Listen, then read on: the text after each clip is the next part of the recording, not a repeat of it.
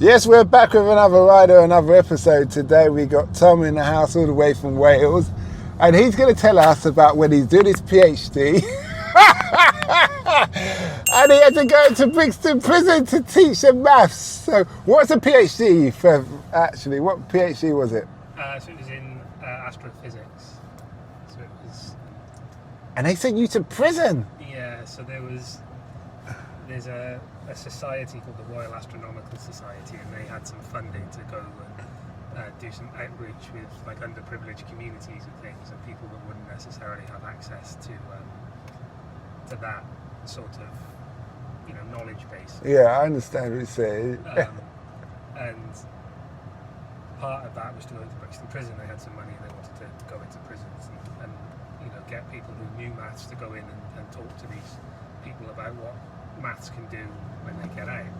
So yeah, I mean it's certainly Can I ask, where did you go to uni? UCL. Oh, so that's not too far. Yeah. Oh, so I'm thinking if you was in Oxford and they told you, we're taking you to Brixton, Yeah. you'd be like, what? Yeah. How does that correlate? So what's going through your mind when they first mentioned it?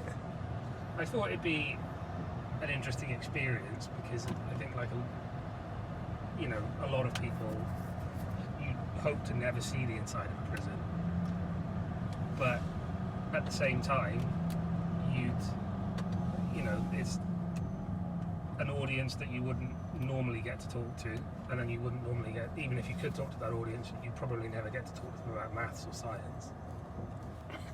And so that was what attracted me to it, more so than anything else. Were they receptive to the idea of being taught maths? Yeah, but, you know, there are some people that if somebody gets up in front of them, there's like a dynamic, right, in that the person sitting or speaking at the front is the authority and kind of put your hand up to ask a question. These guys just didn't give a fuck. Like, they would just shout out, and then they'd all just like start talking amongst themselves, and so it was one of the most challenging things I've ever done, because they were such a unique audience with such a unique perspective on authority. I like the way you put that in a very politically correct way. They just didn't care. So you said you was there for the morning? Yeah. Was you meant to be there for the whole day? No, just the morning, but so those were the longest 2 hours ever then, or 3 hours? yeah, but obviously, like, you had to be escorted everywhere by a guard, and the only space they had to do this was their chapel, or like a multi-face. And you know you're in a prison, but it kind of feels like building until you kind of walk up to this space and you see that there's a grate on the outside, the door, and then a grate on the inside, and each thing has a lock. And so they'll open the gate on the outside, open the door, open the gate on the inside, and then lock you in with all of these prisoners. How many prisoners was you with? About 20, 25. Okay. Okay. Did you ever at one point think, if I say the wrong thing, this could go sideways very quickly? Yeah, they were all there through choice, so like they were at least receptive to the idea of being spoken to, which gave me some level of confidence. It wasn't like, you know, you're being forced to do maths as a teenager and you absolutely don't want to, so you just kind of mess around.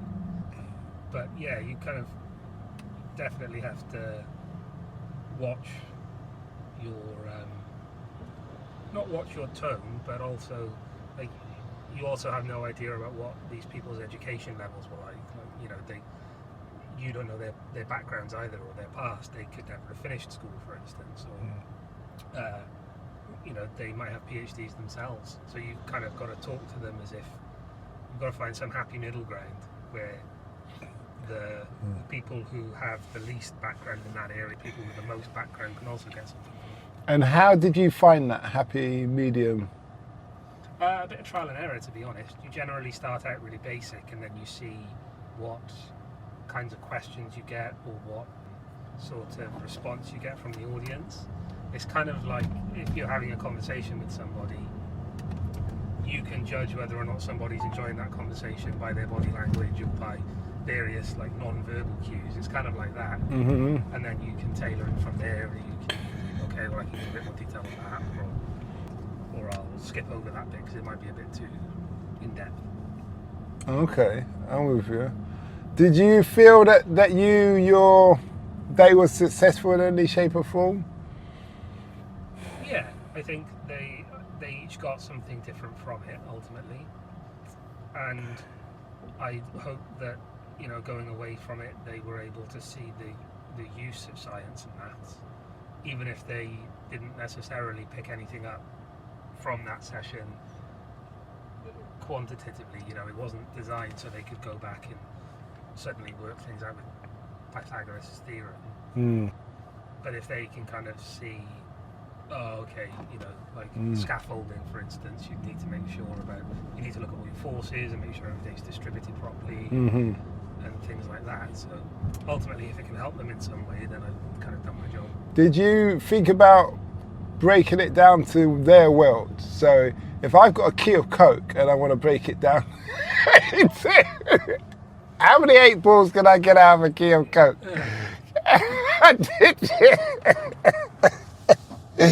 No, but some teachers on movies, some people do that, and the kids resonate. Yeah. Or you didn't want to chance that? No, I didn't want to chance it. Because you're not supposed to ask them any questions related to any reason why they're in prison or anything about themselves, because you shouldn't be able to identify anybody, right? They have a degree of anonymity. So you kind of have to make sure everything is independent of the crime they've committed to be there. Okay. And I tried to do that as much as I could. Did you get any thank yous? Yeah, they were odd thank yous. They were sort of like nods or grunts afterwards. Like, you alright? Yeah. That kind of, you alright, okay, yeah. Rather than like a handshake and a, thanks for your time, I really appreciated it. So you got the best thank you you could imagine you would have got? Yeah, I mean, I was pleased to have a thank you, to be honest.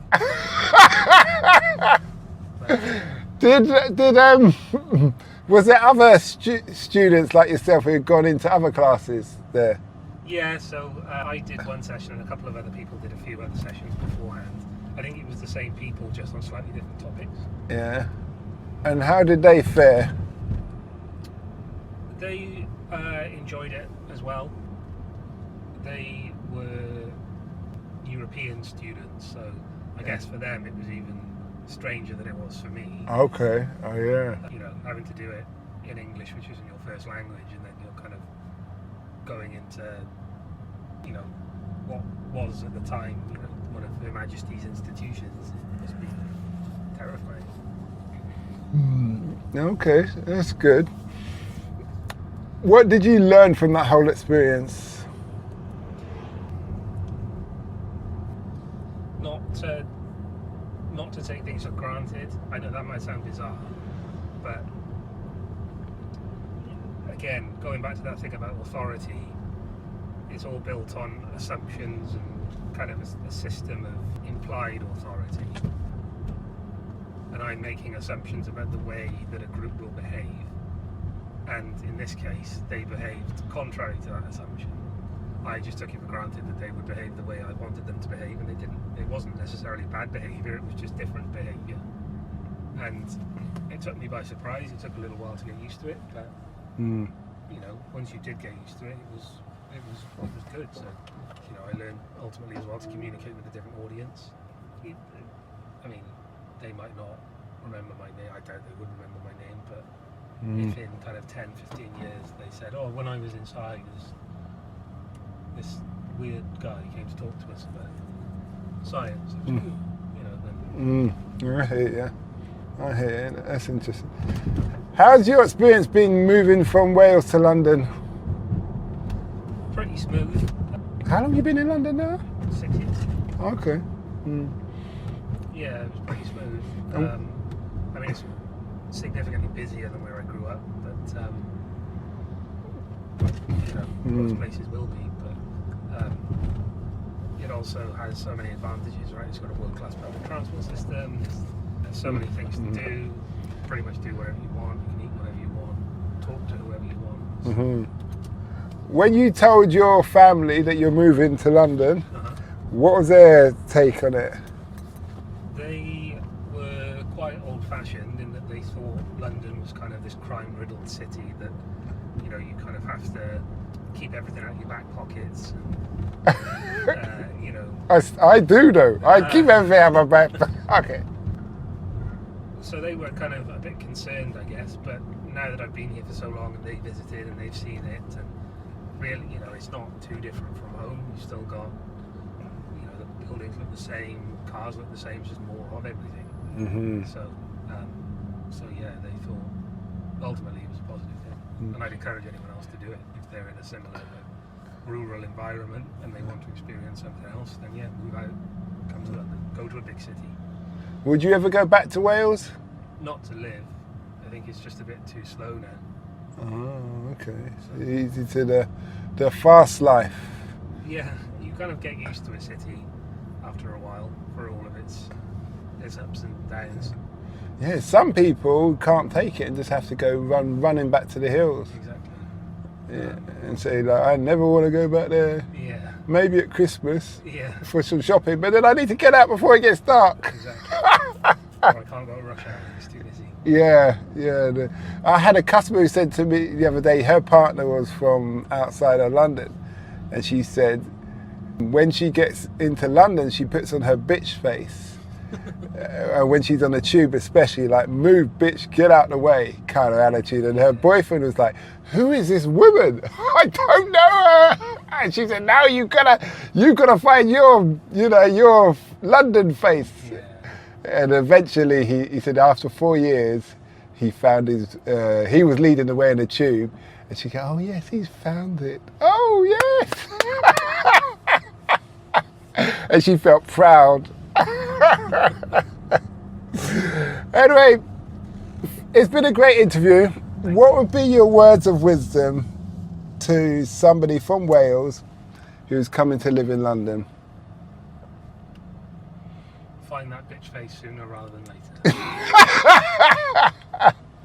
Well, thanks a lot for that, and I wish you well. You too, mate. We hope that episode enhanced your life.